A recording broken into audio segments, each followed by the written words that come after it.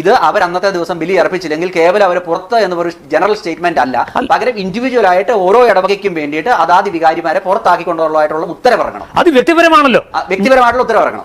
ഇനി അങ്ങനെയാണെങ്കിൽ ഒരു കാര്യമുണ്ട്, ഇതിപ്പം പെട്ടെന്ന് നിന്ന് ഇപ്പോൾ ഒരു ഇടവകയ്ക്ക് നാഥനില്ലാതെയായി, വികാരി ഇല്ലെന്നായി, അപ്പൊ അതിന് പകരം അങ്ങനെയാണെങ്കിൽ പകരം ഒരാളെ നിയമിച്ചിട്ടുള്ള ഉത്തരവും വരണ്ടേ? അത് വരണമല്ലോ. കാരണം ഇയാള് മാറ്റിയിരിക്കുന്നു, ആ സ്ഥാനത്തേക്ക് മറ്റൊരാളെ നിയമിച്ചിരിക്കുന്നു. ആ നിയമനത്തെ സംബന്ധിച്ചുള്ള അതിനും ചില നൈയാമിക വശങ്ങളുണ്ട്. ഇവിടെ നമുക്കറിയാം, ഇവിടെ സഭയുടെ അതിരൂപതയുടെ നിയമാവലിയാണിത്.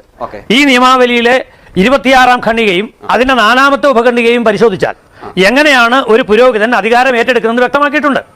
അതായത് കൈക്കാരന്മാർ 2 പേരുടെ സാന്നിധ്യത്തിൽ അല്ലെങ്കിൽ 2 സാക്ഷികളുടെ സാന്നിധ്യത്തിൽ അദ്ദേഹം പ്രാർത്ഥനാ ശുശ്രൂഷയ്ക്ക് ശേഷം തന്റെ അധികാരം ഏറ്റെടുക്കുന്നതിന്റെ ഉത്തരവാദിത്വം നമ്മുടെ ജോയിന്റ് റിപ്പോർട്ട് കൊടുക്കുന്നു എന്ന് പറയുന്നത് പോലെ തന്നെ അദ്ദേഹം നളാഗമത്തിൽ പേരെഴുതി ഒപ്പിട്ട് അധികാരം ഏറ്റെടുക്കുകയും കൈക്കാരന്മാർ തന്നെ സാക്ഷികളായിരിക്കുന്നതാണ് അഭികാമ്യമെങ്കിലും അവർ ഒരുപക്ഷെ വിമതപക്ഷത്താണെങ്കിൽ സഭയിലെ ഏതെങ്കിലും 2 വിശ്വാസികൾ അതിന് സാക്ഷ്യം വഹിച്ച് ഒപ്പ് രേഖപ്പെടുത്തുമ്പോൾ അത് നൈയാമികമായി ആധികാരികമായി, അതായത് ചിരഞ്ജേട്ടൻ പറഞ്ഞു വരുന്ന ഇതാണ്, സഭ നിലവിൽ കത്തോലിക്ക സഭയോടൊപ്പമില്ലാത്ത ആ കൂട്ടായ്മയിലില്ലാത്ത വൈദികരെ പുറത്താക്കുകയും അതിന് പകരം അവിടേക്ക് പുതിയ വികാരിയെ നിയമിക്കുകയും ചെയ്യുമ്പോൾ മിക്കവാറും ഇടവകളിൽ സംഭവിക്കുന്നത് അവിടെ അദ്ദേഹം പുതിയ വികാരിയെ നാളാഗമത്തിൽ ഒപ്പിട്ട് സാക്ഷിയായി സ്വീകരിക്കേണ്ട കൈക്കാരന്മാർ വിമതപക്ഷത്താണെങ്കിൽ ചിലപ്പം അവര് പ്രതിസന്ധി ഉണ്ടാക്കാൻ സാധ്യതയുണ്ട്. അപ്പൊ ചിരഞ്ജേട്ടൻ പറഞ്ഞു വരുന്ന പോയിന്റ് ഇതാണ്, ആ ഒരു സമയത്താണ് ഔദ്യോഗികമായ പദവികളിലൊക്കെ ഇത് അറിയിച്ചിട്ടുണ്ടെങ്കിൽ, ഉദാഹരണം